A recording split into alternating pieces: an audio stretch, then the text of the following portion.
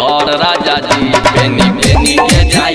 देव घर राजा जी पेनी पेनी के जाई देव घर राजा जी पेनी पेनी के जाई देव घर राजा जी पेनी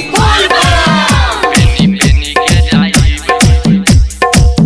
पेनी पेनी के जाई देव घर राजा जी देव घर राजा जी देव घर राजा जी देखी के ननदो भी कहे लागल जाएला देवरो भी रुसल बारल मन करे इनको के ले चली हो बाबा के दर्शन करा दी हो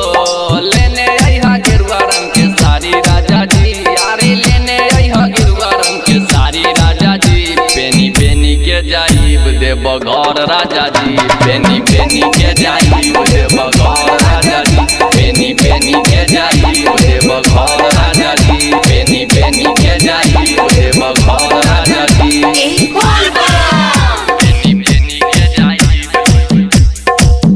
पेनी पेनी के जाई देव घर राजा जी देव घर राजा जी देव घर राजा जी नैहर में कइले सोमारी रही तहरे के बाबा से मांगत रही यादव रोजन बाटे सरदानु हो ना लैला माने ना मरदानु हो